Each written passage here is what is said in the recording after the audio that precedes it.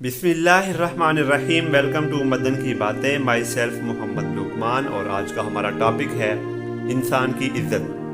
Nureddin Mirasi ने ऊंची आवाज़ में कहा, मौलवी साहब, चोरी की भैंस आपके बारे से निकल आई है।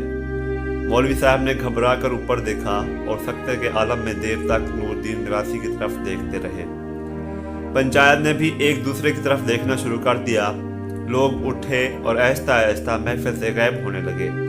नूरदीन मिरासी पैगाम देने के बाद वापस चला गया। मौलवी साहब खुफगी, खुजालत और शर्मिंदगी में डूबते चले गए। ये कैफियत कुदरती थी। हम जिस खित्ते में रह रहे हैं वहाँ मौलवी साहबान इज्जत और ईमानदारी का निशान होते हैं।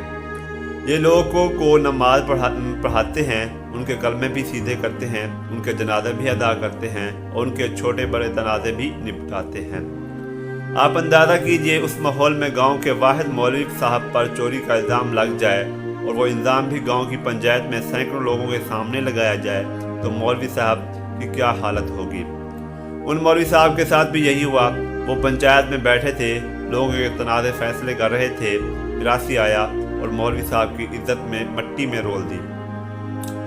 लोग उठकर घरों को चले गए। मौलवी साहब सर पकड़कर बैठे रहे। मिरासी थोड़ी देर बाद हाँफता कांपता वापस आया। मौलवी साहब के दोनों पांव पकड़े और रोते हुए कहा, मौलवी साहब, मुझे माफ़ कर दें। चोरी की भैंस आपके बारे से नहीं निकली, वो आपके हमसाये ने चोरी की थी और वो वहीं से बरामद हुई। मुझसे गलती हो गई। मैं अब घर घर जाकर आपकी सफाई पेश करूंगा।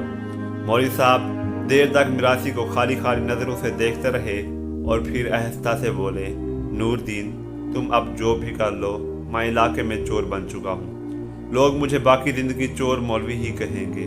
मिरासी ने मौलवी से इत्तेफाक नहीं किया, लेकिन मौलवी साहब की बात हकीकत थी।